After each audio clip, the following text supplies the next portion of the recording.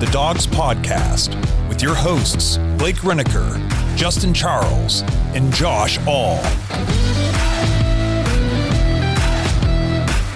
What's up, Browns fans? Welcome back to another episode of the Dawgs Podcast. Justin, Josh, myself here in studio, coming to you week of July 4th. Hopefully everybody gets to have a nice short week at work, maybe even extend it into a 4-day weekend. Unfortunately, I'm working Friday because I'm an idiot. That stinks. So it is, at least it's a shorter week for me. We got hopefully a fun episode lined up for you. Going to talk a little bit Cavs basketball, big news for the Cavs today.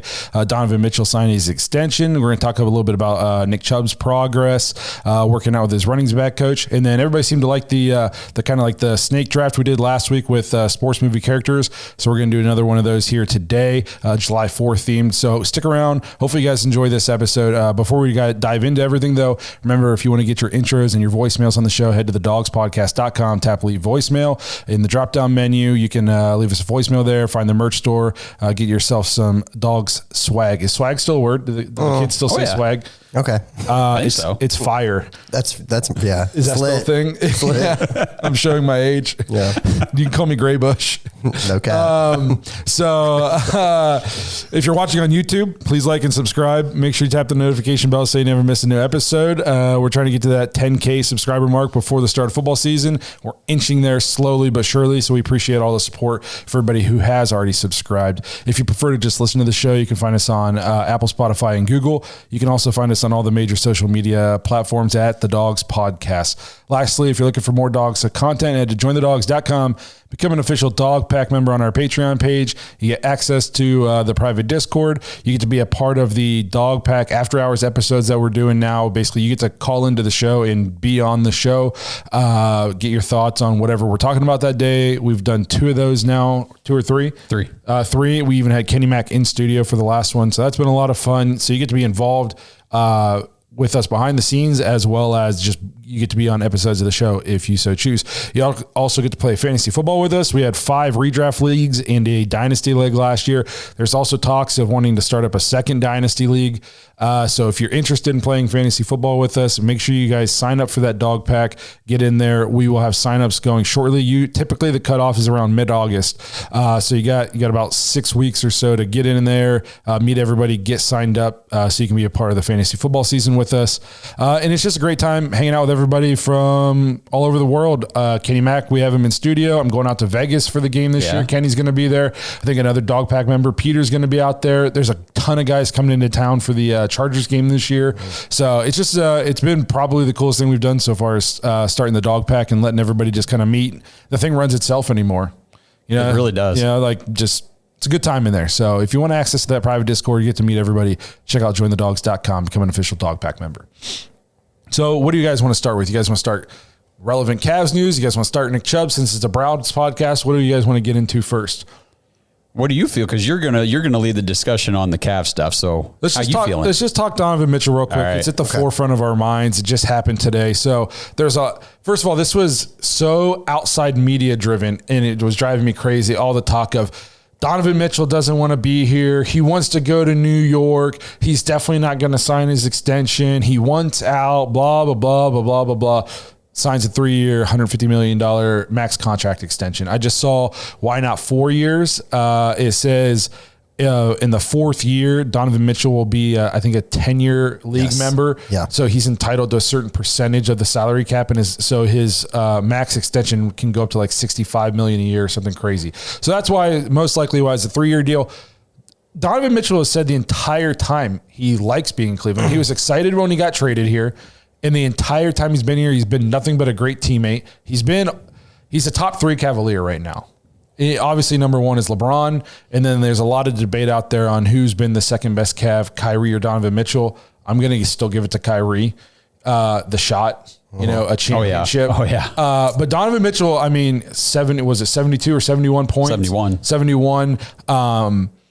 He's top 3 greatest Cavaliers all time right now, and he's only been here a couple of years. So, and he's been nothing but a great teammate. He seems like he's been completely bought in. Even when we had a coach that it came out after the season that it didn't seem like a lot of guys had bought into JB Bickerstaff. but we didn't hear public complaining. At least I didn't pick up on a ton of that. Like they seem to play hard for JB, making the playoffs. He's the Cavs franchise for the first time in our lives is relevant and good without a guy named LeBron James on their team. Yeah. At least, and I'm not going to say in my life because obviously in the 90s, the Cavs were good. But I mean, I was 6 years old. You know what I mean? Yeah. I don't hardly remember that. At least in my teenage to adult life, the Cavs have only ever been relevant and not basically a dumpster fire when LeBron's been on the team.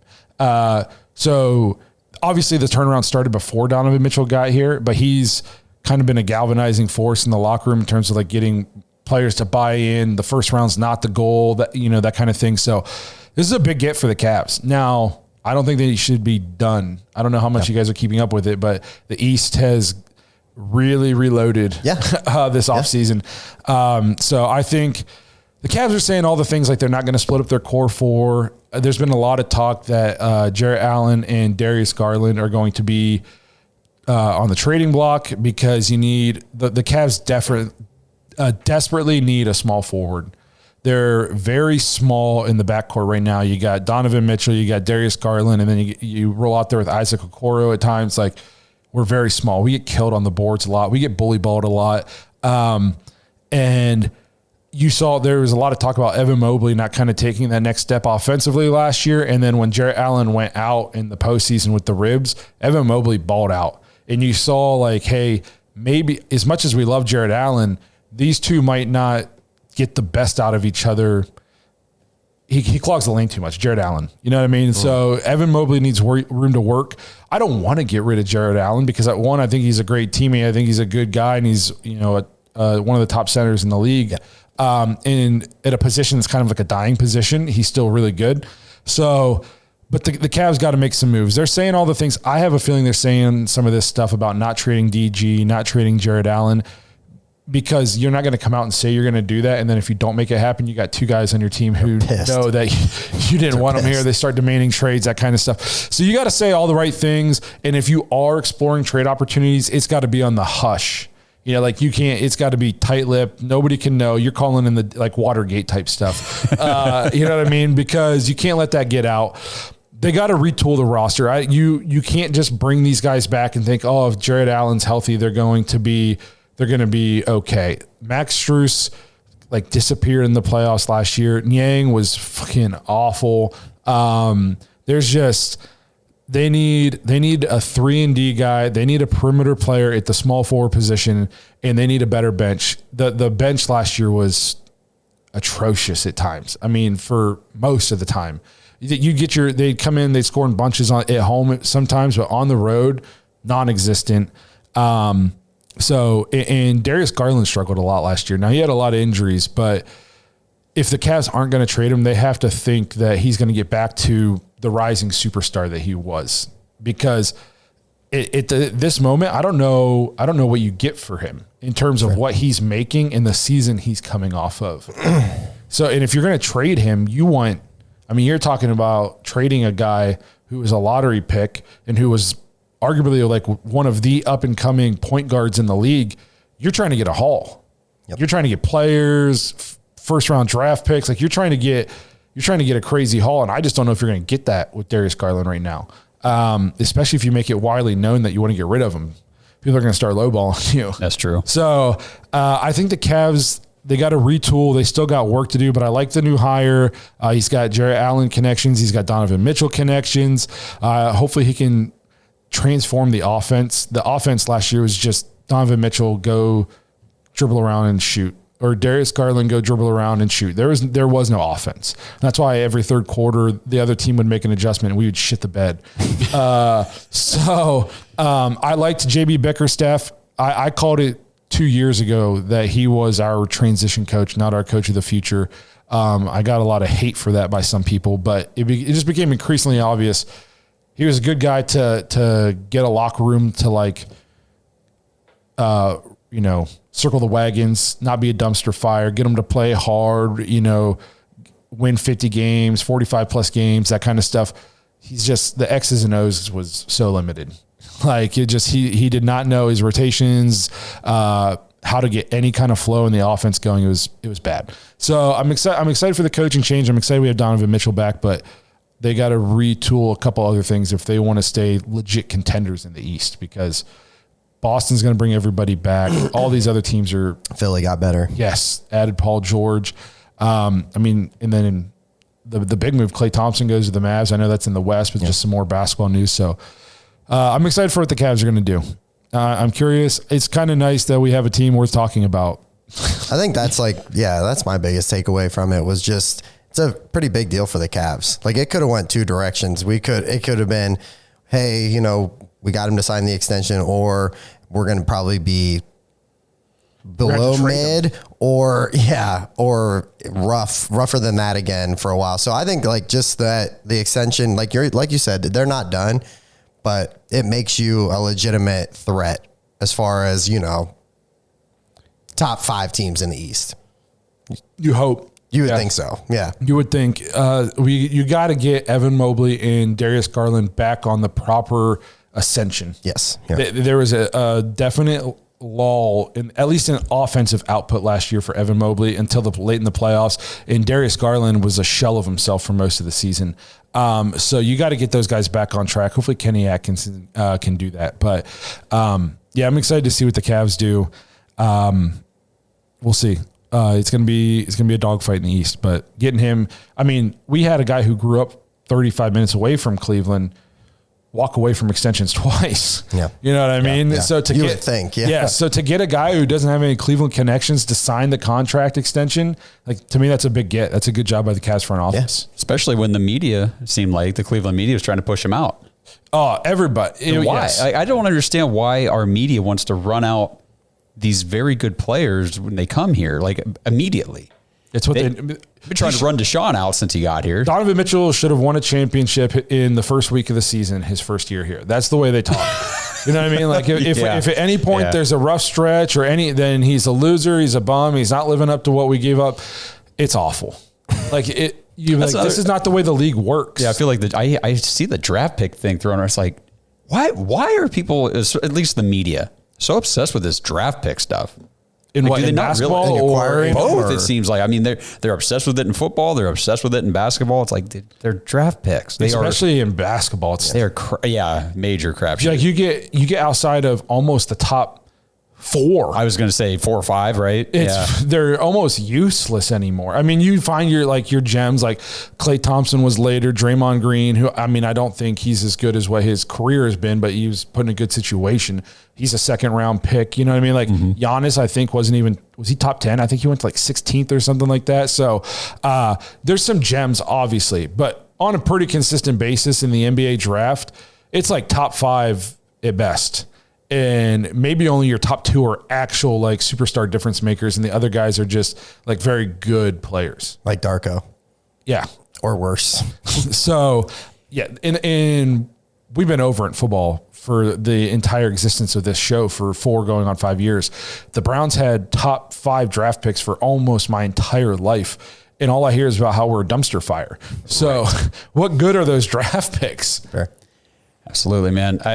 The whole draft pick thing, it's wild. And it seems like there's this mentality. What's that? It's a boomer way of thinking. It is a boomer way of thinking, especially, and you look at the Cleveland media, what is it? A lot of these older people. And it's this mindset of you need to build your team from scratch. They have to be your homegrown guys, the guys you picked, you raised them, you develop them and everything. And that's how you build your team. It's that's just not the way of sports right now. It is big free agent signings in basketball, it is big trades in football. That's how these teams get built so well. This episode is brought to you by Omaha Steaks. Let's all take a minute to wish happy birthday to the United States of America. And there's no better way to celebrate America's birthday than with the best meats available for your backyard cookouts this 4th of July season. Right now, you can save 50% off site-wide during the Omaha Steaks 4th of July sale.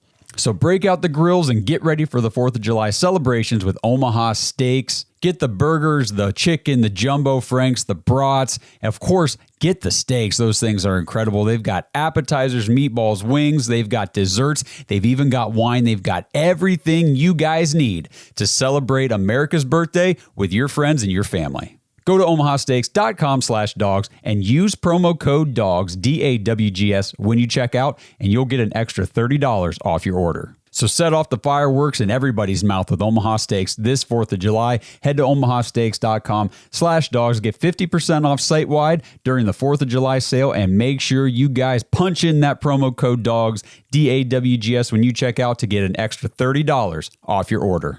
Happy 4th of July, everybody.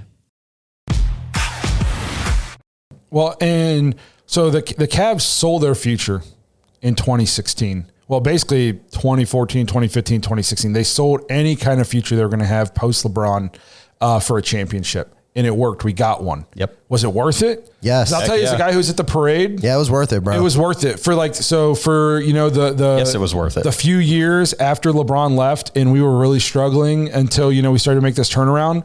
Worth it. Yeah, I'll go through, if we win the title again this year, I'll go through 3 years of shit again. If it means another title. I've got pictures of MGK on a fire truck on my phone right now. Yes. I still have confetti from that on my bookshelf. Wouldn't trade it for anything. No. So yes, you be aggressive. Like, you think the Rams are mad that they didn't have a first round draft pick for 10 years when they won the Super Bowl? Nope. No. The aggressive team, if you play it safe and you're always cautious, guess what you turn out to be? You turn out to be the Green Bay Packers, who had 20 years of Hall of Fame quarterback play and one Super Bowl out of each of them. And that's it. In 2 decades. The Patriots had a quarterback for 2 decades who's a Hall of Famer. They won freaking 6. Yeah. You know what I mean? Yeah. But the aggressive, I would rather be aggressive and it fail than just sit there and be okay with, I'm too scared. What if this doesn't work? It could be bad. No, grow a set of nuts. Go for it. Yeah. Well, and I mean, if we're, just talking just strictly the draft pick thing, I mean, you got to have a GM like Andrew Berry, who obviously he was confident enough in himself to say, we can move these first round picks and I'm confident we're going to get players. Yeah. I can still get you players in the draft. I can get players in free agency. Deshaun Watson helps us get players in free agency. So let's go that direction. I love the aggressiveness. And has it worked out the first 2 seasons? No, not with Deshaun. Obviously we made the playoffs last year, but here we are. It's year 3. It's a whole new year and new hope. And here we go. What's really funny is a lot of these people who are Browns fans who will complain about like the aggressive nature of Andrew Berry and the front office and this stuff. They're the same people who complain about the Guardians' lack of aggressiveness. That's a great point. All we ever do is get prospects and build up our farm team. We have one of the best farm teams in baseball. If our owner just make a trade or spend some money, we could be real contenders. And then come football season, it's what are we doing? We need those draft picks. We need all this money. They're the same people. They're the same people. That is so right, man. Damn, that's a good point. Yeah. It's called, those people will never be happy with anything. Like I said it before on this show, the Browns could win the Super Bowl and these people would complain and be worried that we were going to lose the parade. Yeah, you're right. Like, there's just no making them happy. They're just miserable people. That's true. And I mean, being very involved in social media now with the show and everything, there are some very miserable people out there. That's what they do. Like their whole existence, their purpose, their core being is built on being miserable. And it's like, damn, that sucks. And they spend so much time on it. Like when we first started this show and during football season, I'm a little bit more active, but it is so like, I almost don't even hardly check our, like I get on and check our Twitter, but it's just like, I don't engage with almost just cause I'm like bored and tired of it. I have better things to do with my time than deal with, Twitter troll 69420 in my mentions talking about how we don't how is this your life? Like what a pathetic individual you are. Hey man, that they get behind a fake profile and a fake name behind their screen and their keyboard, and they are some tough cookies, man. Very tough. The keyboard warriors. Life losers. But anyway, I digress. I didn't intend to go from Donovan Mitchell to rant about how I don't like people. But that's what happened. That was a very good point, though. I love that point about, the Guardians, people complaining about them not being aggressive. And then you're right, football season, it's, why'd we give up all that stuff to trade for this guy or that guy? Because they're trying to freaking win. Yes. Yeah. So we will move forward. We're beating a dead horse. Yeah. And I don't want to do that. I like horses. No, let's talk about a horse that's coming back from the dead. He died? It looked like his career died. This is true. Nick Chubb is that horse. I don't know. Hopefully that's okay with him. He's a workhorse. It wasn't our best. That's not our best segue. No. But we got there. I'd say it might be our worst. Until you said workhorse, I thought it was our worst, but I think we saved it. Okay. You're welcome. So Nick Chubb seems to be progressing very well in his rehab, coming back from the gruesome leg injury, doing some workouts back home with his running back trainer. Yep. He's been working out with Aiden. Aiden Robbins. Which is really cool to me to see him kind of working out with another guy, a guy who we kind of have high hopes for the Browns if he can crack through and make this roster, which we all think he has a great chance of doing. Yeah, we interviewed Aiden Robbins, so if you guys are interested, go back and check that out. It was a really good episode. Yep. Great guy, great kid. Mm-hmm. So, but are you guys surprised based on like what the trainer said in the interview in terms of like, I had to ask him which knee was hurt because the way he was moving, I couldn't tell. And just a lot of the stuff that Nick Chubb has been doing, he's only 7 months removed from his last surgery, I'm pretty sure. Yeah. Mm-hmm. Like, are you guys surprised at all at the progress he's made? So to me, like, it's super encouraging news, but I'm also, part of me, I think I'm just trying not to get caught up in all of it. Like, cause part of me is so hoping like all of this is true. Knee is recovering fine. He's going to be available early on in the season. Like, and I guess I just don't want to get too excited and like bought in. Then, and part of me too, I don't want Nick Chubb to have to like rush back. Like, I don't want you to rush back and then you just go and aggravate the injury, second quarter of the first game. Like, and then it becomes like a nagging. Yeah. Then you're.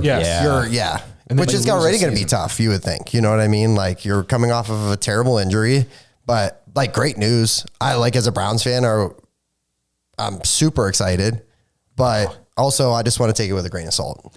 I've been telling, because I've been posting stuff and some of the videos that his trainer Brad Lester put out on Twitter and stuff, and people are pumped about it and seeing it. And I just keep telling people he's one of one. Mm-hmm. Not many people can go through what he went through and be where he is now. If you go watch the videos and everything that were put out there, he's jumping, doing sideways jumps, landing on that left leg, just his leg, holding his body weight. 7 months removed from that second major surgery to repair that thing for the second time. Yeah. Yeah. Now I'm with you. Like, I'm not blowing expectations out here saying, oh, he's coming back against Dallas. We're going to, he's going to carry the ball 20 times. That's not happening. But this is so impressive. Just as from a human perspective. Yes. Yeah. It's giving Adrian Peterson vibes. Yeah. That's a good vibe check. Like when he goes out with his ACL and comes back with like 8-9 months later and T1000 almost broke the single season rushing record, missed it by under 10 yards or something crazy.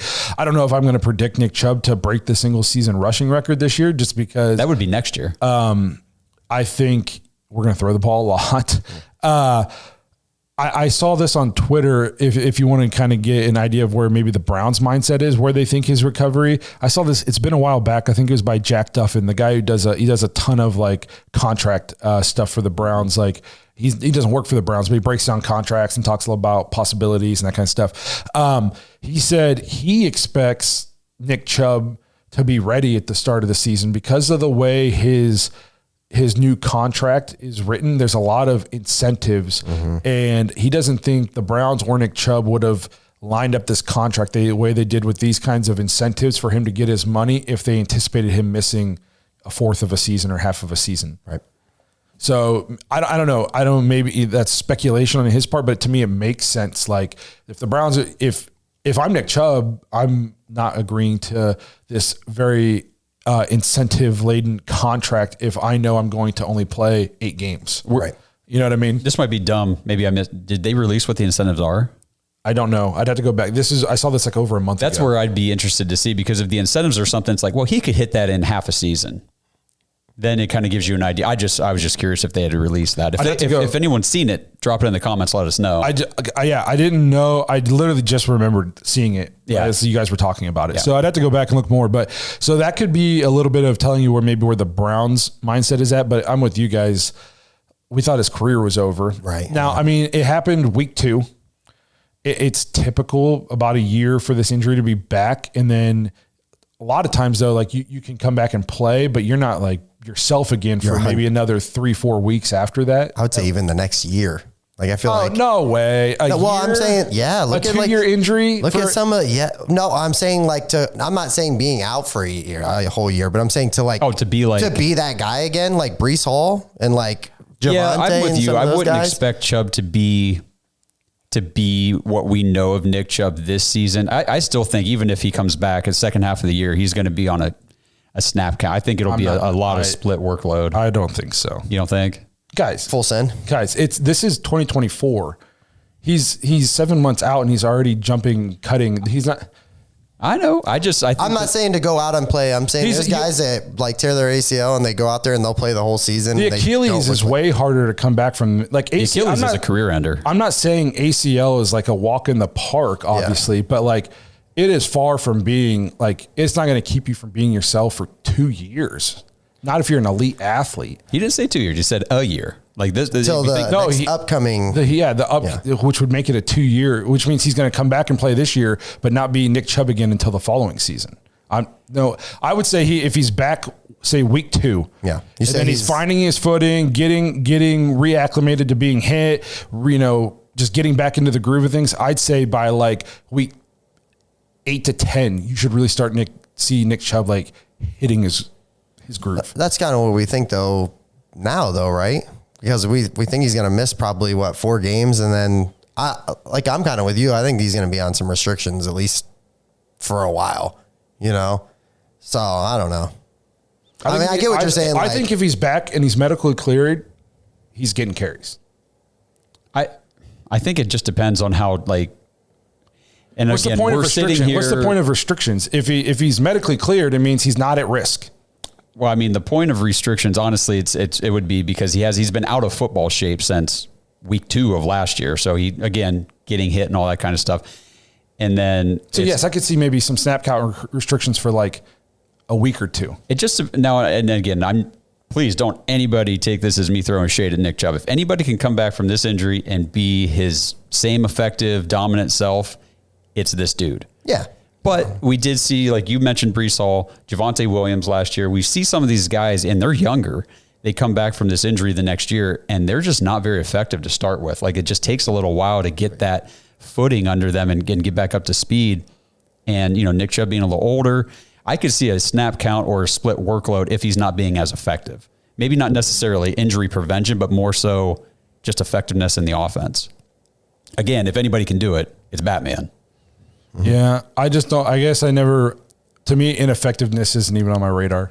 With Nick Chubb, I mean, it does seem silly to talk about. I'm not saying week 1 he's going to be prime Nick Chubb, but like I would say, like I said, a couple weeks he's going to be. I see him if he's back, he's medically clear and he's 100%. Within a couple weeks, I expect he's to be Nick Chubb. And we'll know more as like training camp and stuff unfolds. Like, is he even out there getting work? Is he off to the side? Like, what is the progression of that? I mean, so Brad Lester, the trainer, said, we're going to be doing this type of training that they saw in the videos here. He said, we'll be doing this a lot over the next several months, probably twice a week, and then 3 times closer to training camp in late July. He said he wouldn't be surprised if Nick Chubb was available for the season opener on September 8th against the Cowboys. Quote, but I also wouldn't push it too much. Take your time because you want to have them for the long haul. You want to have him around the week 7, 8, 9 when you're fighting for the division. So kind of basically what we've said, but it is good to hear these guys talking about, well, we're not ruling out the beginning of the season. That's crazy. If they were already saying, oh yeah, it's definitely going to be half the season out, then yeah. I'd say you could expect him back probably anytime between like week 1 to week 5. That's fair. I wouldn't be surprised if he was out for like a month, for real. It wouldn't shock me at all. If you started the season on PUP, is that 4 games? I think so, yeah. I think so. So that could be. So I could see him coming back if he's on the PUP. And then week 5, he comes in and gets maybe 10 carries somewhere in there. And then like they really start ramping him up. And then like a couple weeks later, he's feature back again. And honestly, by week 8, 9, he's getting his workload. He's playing. I think a lot of it will depend too on just how effective has Jerome Ford and Deontay Foreman or potentially Aiden Robbins been those first few weeks that he's been out. Like if one of those guys comes out and they're just like killing it, they got the hot hand, maybe they ease Nick Chubb in a little bit more. Yep. If we're rushing for 2.8 a carry, it's like, damn, we need Nick Chubb back. Need him back now. Different story. Not to like change the discussion a ton, but did you see the pictures in this article of Aiden Robbins standing next to Nick Chubb? Nick Chubb's not a little dude. He looks like a middle school kid standing next to Aiden Robbins. It is wild. I was like, these are both professional athletes. Nick Chubb is a big running back. They play the same position. Nick Chubb's a big running back, and Aiden Robbins dwarfs him. Yeah, it's crazy. He is a large human being. Mm-hmm. Like he is, man. If he can put it together, have a great camp. I mean, he's a large man. 6'3", 240, 45. Yes, I was like, holy crap, he's making Nick Chubb look small. And he's a quick player too. He's like that one cut and go. Yeah, get downfield. I mean, or get up. I'm excited for Aiden Robbins, so that's going to be fun I hope we get up to training camp. We can meet him. Yeah, me too. Be blown away by his girth in person. Jesus. Okay. Speaking of girth. Oh, I thought you guys were caught up on the blown. No. Okay. Well, let's talk about meat. Yeah. That is our next discussion. So, yeah, I'm excited for Nick Chubb. Yeah, me too. So let's move into our next draft. We are going to do a 5-round snake draft of the best dishes for July 4th for cookout. This episode is brought to you by Manly Bands.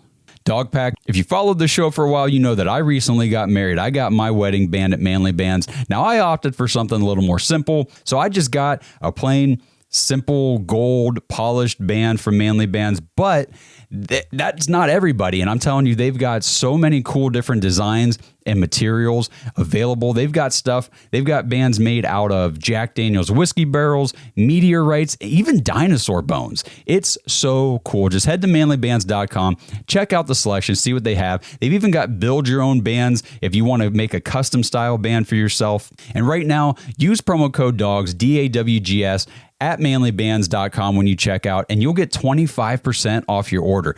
25% is a big deal. So make sure, if you guys are looking for a new wedding band, Blake mentioned last week or two on the show that, he's lost a lot of weight in the last year. And so his wedding band is a little too big for him. So he's thinking about getting a new one. And I told him, I said, just go to Manly Bands, see what they got. And the 25% off your order is such a great deal. You really can't beat it. So at least go check it out, see what they have. They've got some really cool stuff. And again, promo code DAWGS, DAWGS, if you decide to buy one, and you'll get 25% off of that purchase. If you don't know your ring size, you can order a free ring size guide. They'll ship it straight to you. You can punch out the little rings and put them on your finger to see which size fits you best. And then every single band you order comes with a free silicone ring for whenever you want to work out or go swimming or whatever you need a silicone band for. You get one for free shipped with your purchase of a Manly Band from manlybands.com. So check it out. Again, manlybands.com. Use promo code DAWGS for 25% off your order. So is this including beverages? Yes. Or is this food and drinks? So like we are building our roster of our cookout spread or whatever. This is what we're putting out. In round 1, pick one. I take girth. All right. Do you have a randomizer here? So we can, what's the draft order? It's gonna be so awful. Well, since you went first last one, let's just move it this way. And it was you, Justin, me. So we'll go Justin, me, you. Okay. How's that? I'm going first. You got the 101. Okay. Blake, are you typing these in? Yeah. Okay, cool.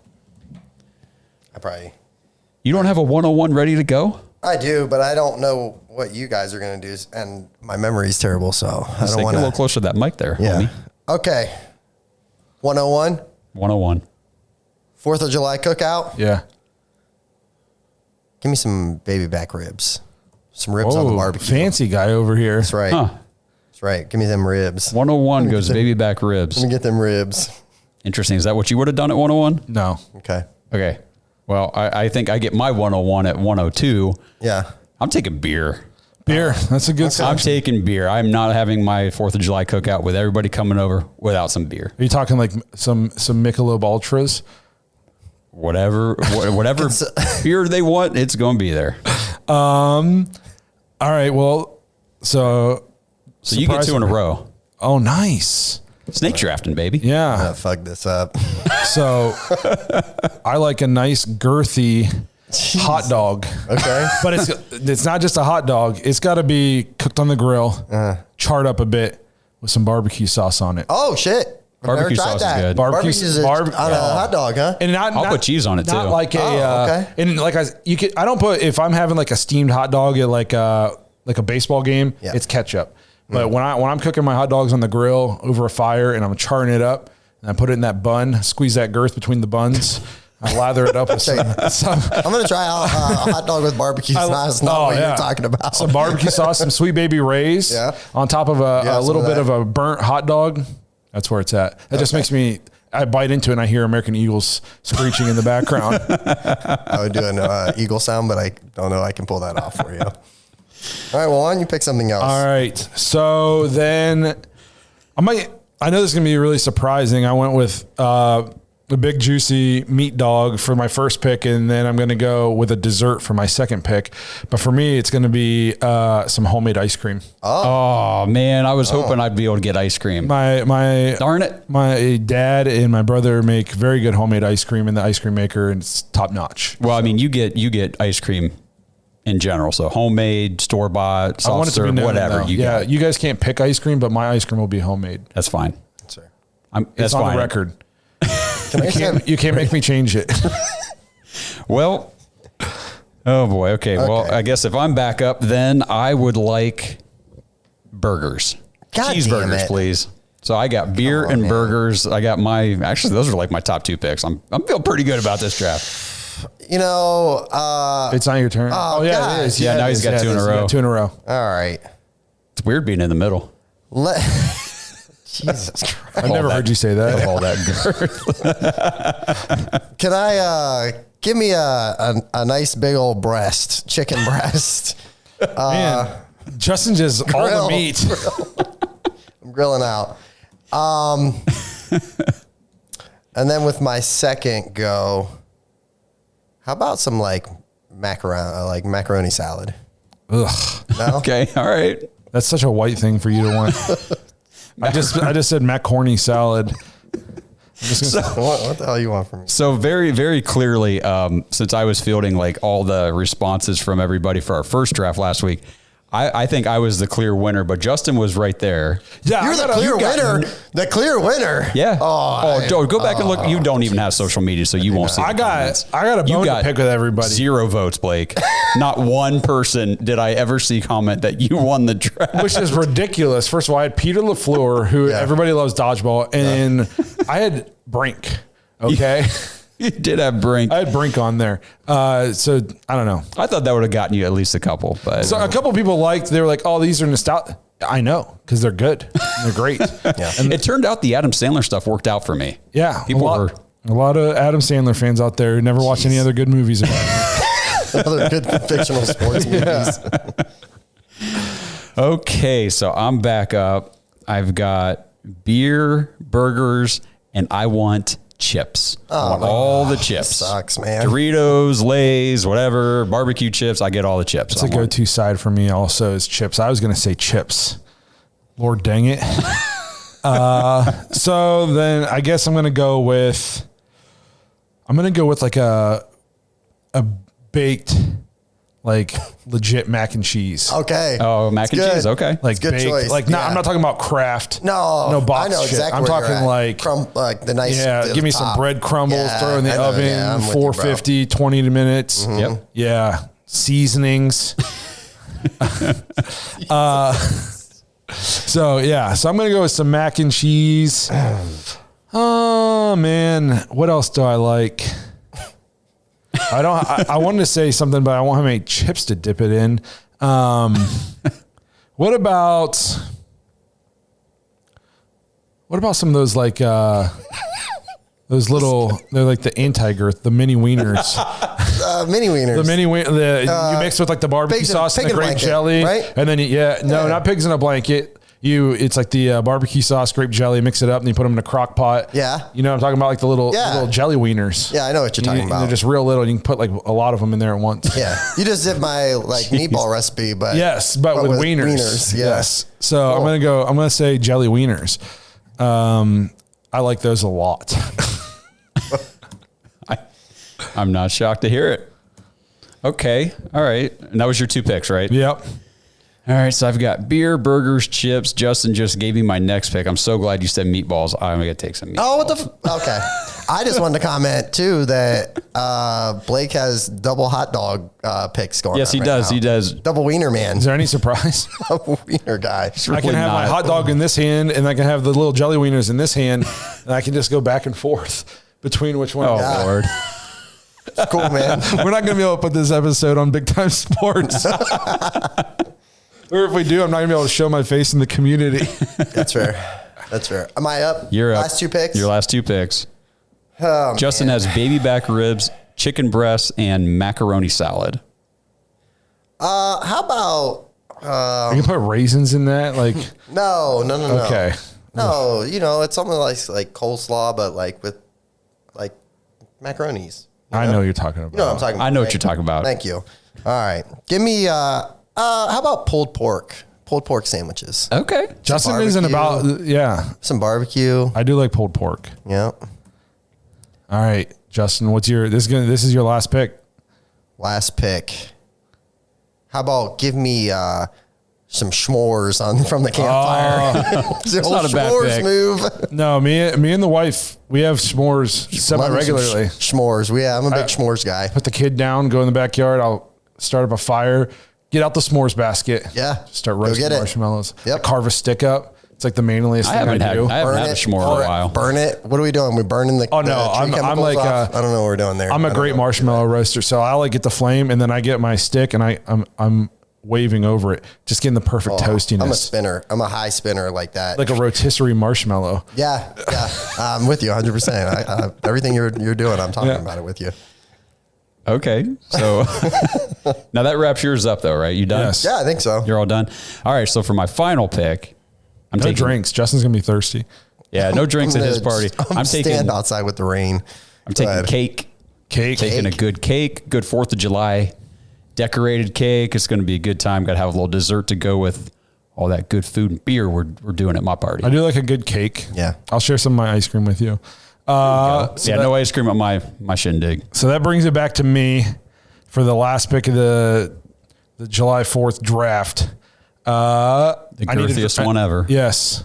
I need a drink, and I'm going to go with like some fresh lemonade. Oh, I knew it. Oh, okay. It's always real hot on July 4th. You get a nice fresh squeezed lemonade in there. Yep. Maybe put a little vodka in it. Yep. I didn't know if you were going to go with like something like that or pop. I don't drink a ton of pop these days. So We can tell you look great. just call me. Losing that weight. That's right. I'm just less fat guy, still black cheeks guy. Right. That's it. Yes. Gray bush. That's what they're going to be calling me next. Guys, the YouTube comments are great. So, well, that rounds out the draft. Let us know what you guys think. Who has the best plate? Whose cookout are you coming to? I'm serving up hot dogs and barbecue sauce, homemade ice cream. If you're lucky, I'll have some cookie dough to sprinkle over it. That's an old house treat. Some baked mac and cheese, some little jelly Oscar Mayer wieners, and you're going to wash it all down with a fresh lemonade. That sounds damn good. Doesn't sound too shabby. From 6 to midnight. So if you're coming to my 4th of July cookout, you're drinking beer. We're going to have burgers, cheeseburgers, hamburgers, whatever you want. I got chips and meatballs, and we're going to eat some cake. When I first looked at cake, I thought it said Coke for a second. I was like, Josh's party sounds lit. Maybe I'm going to go to Josh's party. Fuck your party. Yeah. I might, let me look through here real quick. Okay. So I have, ribs. Don't even bother coming to my party. My party is just. I was going to say, I think I know how this one's going to go. Chicken breast, macaroni salad, s'mores, and what else do I got? Pulled pork. Oh, pulled pork, yeah. Based on the Jesus, based on the macaroni salad pick, I'm gonna assume this chicken breast is unseasoned. No, it's seasoned. Seasoned salt. This is and pepper, unseasoned at chicken least. breast. It sounds awful. Barbecue. So that rounds out the draft. Let us know whose party you guys are going to, whose cookout. This was another fun one. We're enjoying doing this stuff, this kind of off the wall fun stuff here in the off season. A lot of guys in the dog pack have been telling us that in the off season we should just kind of start dicking off in the episodes a little bit. Just a good way to do it. Yeah, just letting you guys kind of see what we are like in the after hours episodes and what we're like in the Discord. We're not always just so serious, like when we're talking about the Browns. I know we're very business-like, very professional.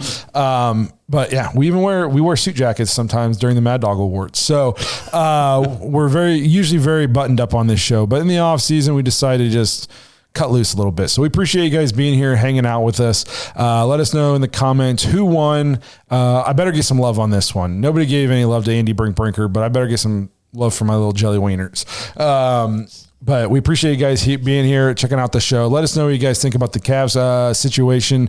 How pumped are you that Donovan Mitchell signing his contract extension? Let us know what you think the Cavs need to do going forward in the offseason to keep up with what the other teams in the East have done to remain legit contenders for an NBA championship. Let us know what your expectations are for Nick Chubb this season.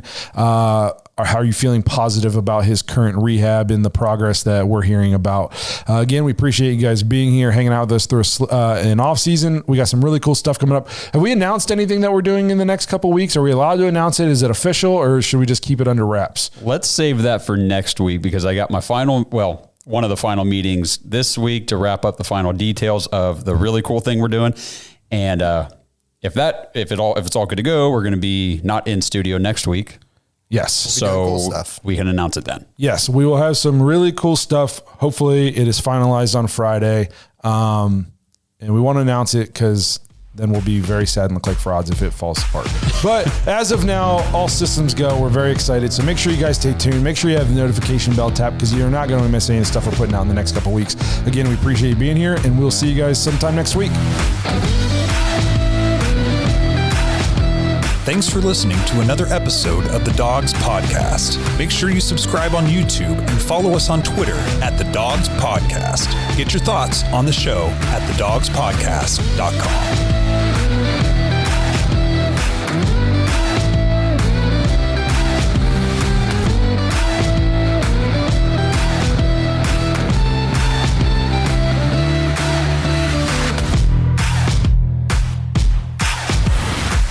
This episode is brought to you by Danger Coffee. Browns fans, we talk about how Danger Coffee is made free from mold toxins that are in 45% of the world's coffee, but that's not all that Danger Coffee has to offer. Mineral and nutrient deficiencies are a big deal. They make you feel sick, tired, stressed, and they can give you brain fog. These deficiencies negatively affect your immune system, your digestion, sleep, metabolism. Have you ever wondered why you get an initial burst from your coffee, but then you get that little crash not long after? Danger Coffee's patent-pending process remineralizes your body with more than 50 trace minerals and electrolytes, leaving you more energized, engaged, powerful. These micronutrients enter the cells to boost performance. They bind to toxins to provide detoxification support. I know that sounds like a lot, but the bottom line, guys, is minerals matter, and most of us really don't get enough of them on a daily basis. Danger Coffee delivers micronutrients, plus it gives you access to the minerals you already have. Head to dangercoffee.com, use our code DAWGS, DAWGS, for 10% off your order. And that code can be used over and over. So you get 10% off every order you make using code DAWGS. It's time to start every day off with a cup of coffee that gets you going and actually keeps you going. Dangercoffee.com, code DAWGS.